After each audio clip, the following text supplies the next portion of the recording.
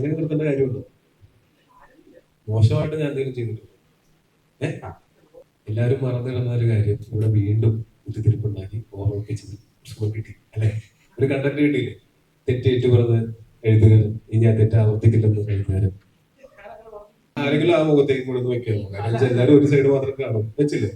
ആ ചോദിച്ചു. അല്ല, കടൂർ സിനിമ ഇറങ്ങിയ സമയത്ത് ഒരു സീൻ ഡിലീറ്റ് ചെയ്യുകയുണ്ടായി. എഴുത്തിൽ ഇത്തരം പൊളിറ്റിക്കൽ ആയിട്ടുള്ള കുറെ കാര്യങ്ങൾ ഇനി ശ്രദ്ധിക്കുമോ സിനിമയിൽ? അല്ല, ഒരു സിനിമയുടെ തിരക്കഥ ഒരുപാട് ആളുകൾ വായിച്ച ശേഷം, ഒരുപാട് ഫിൽറ്ററിങ്ങിന് ശേഷമാണ് അത് ഷൂട്ട് ചെയ്യുന്നത്. ഷൂട്ട് ചെയ്യുന്നതിന് തൊട്ട് മുമ്പുള്ള മൊമെന്റിൽ പോലും അത്തരം ഡിസ്കഷൻസ് ഉണ്ടാവാറുണ്ട്. ആ സിനിമ ഇറങ്ങിയ ശേഷം ഞാനും എൻ്റെ ഡയറക്ടറും കൂടെ ഇവിടുത്തെ ഏകദേശം മെയിൻ സ്ട്രീം മീഡിയാസ് അടക്കം ഒരു 6-7 മീഡിയാസ് ഇന്റർവ്യൂസ് കൊടുത്തിരുന്നു. ഇവിടുത്തെ പ്രഗത്ഭരായ മാധ്യമപ്രവർത്തകർ നമ്മളെ ഇന്റർവ്യൂ ചെയ്തിട്ടുണ്ടായിരുന്നു. അവരൊക്കെ സിനിമ കണ്ട ശേഷം സിനിമയുടെ ബാക്കിയുള്ള എല്ലാ ഭാഗങ്ങളെയും കുറിച്ച് സംസാരിക്കുകയുണ്ടായി. ആർക്കും അങ്ങനെ ഒരു കാര്യത്തെക്കുറിച്ച് യാതൊരു വിധത്തിലുള്ള ഒരു തോന്നലോ അത്തരം ഒരു ആംഗിളിൽ ഡയലോഗിനെയോ സീനിനെയോ കണ്ടിട്ടുമില്ല. പെട്ടെന്നാണ് ഇത് കുറച്ച് ആളുകൾക്ക് അഫക്റ്റ് ചെയ്യുന്നതാണ്. അത്തരം ഒരു സാഹചര്യത്തിലുള്ള ആളുകൾക്കെല്ലാം അത് മനസ്സിലാവുള്ളൂ. അവരുദ്ദേശിക്കുന്ന രീതിയിലാണ് ആ ഡയലോഗിന്റെ മീനിങ് അവരത് വ്യാഖ്യാനിച്ചത്. നമ്മൾ ആരും അങ്ങനെ ഉദ്ദേശിച്ചിട്ടില്ല, അങ്ങനെ ആരും ഉദ്ദേശിക്കേണ്ട ആവശ്യവുമില്ല. ഞാൻ പ്രത്യേകിച്ച് അങ്ങനത്തെ ഒരു സാഡിസ്റ്റ് ആയിട്ടുള്ള ഒരാളുമല്ല. സിനിമയുടെ സംവിധായകൻ ഷാജി കൈലാസോ സിനിമയിലെ നായകൻ പൃഥ്വിരാജോ ഒട്ടുമല്ല.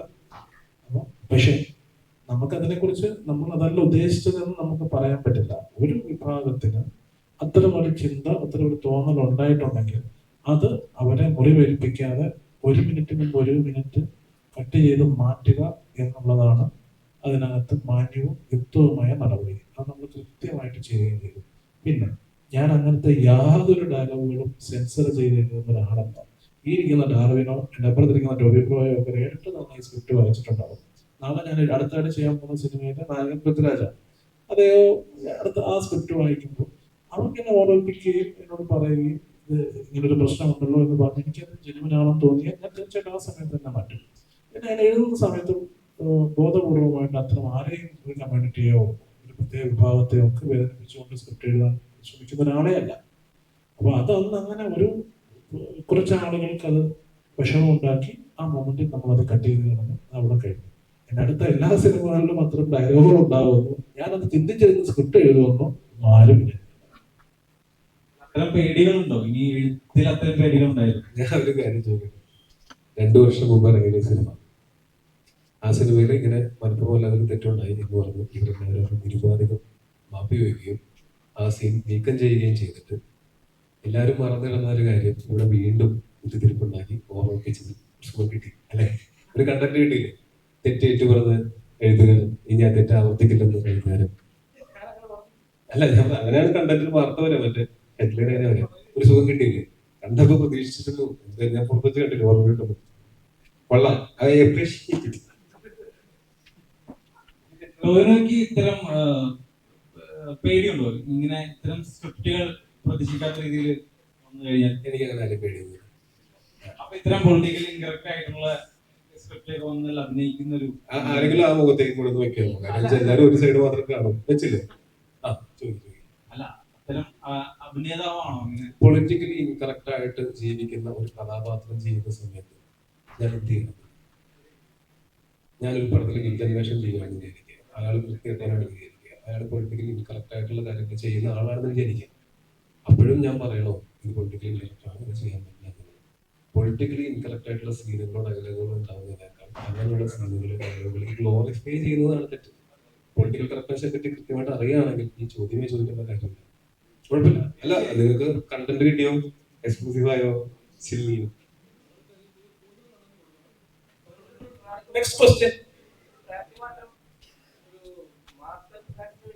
പുള്ളി ഒന്ന് ട്രാക്ക് മാറ്റാൻ നോക്കിയിട്ട് തിരിച്ചു വന്നോണ്ടിരിക്കുകയാണ്. ഓക്കെ, അല്ല ട്രാക്ക് മാറ്റം എന്ന് പറഞ്ഞാൽ ഇടയ്ക്കിടയ്ക്ക് മന്ത്രിമാർക്ക് പോയിക്കൊണ്ടിരിക്കുകയാണ്.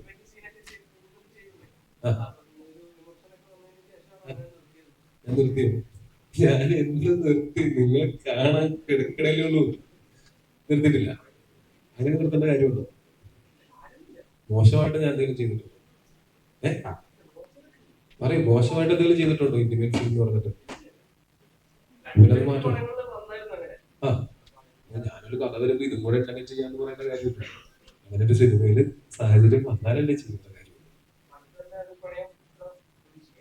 നാളെ തന്നെ വേണം. എടുത്ത് ഞാൻ പറഞ്ഞ ഒരു കഥ കേട്ട് നമുക്കത് ഇഷ്ടപ്പെട്ട് ഒരു സിനിമയായിട്ട് ഒരു പ്രൊജക്ട് ആയിട്ടൊക്കെ വന്നു കഴിഞ്ഞിട്ടല്ലേ നമുക്ക് ചെയ്യാൻ പറ്റുള്ളൂ. ആലോചനകളുണ്ട്, തീർച്ചയായിട്ടും. ഓക്കെ.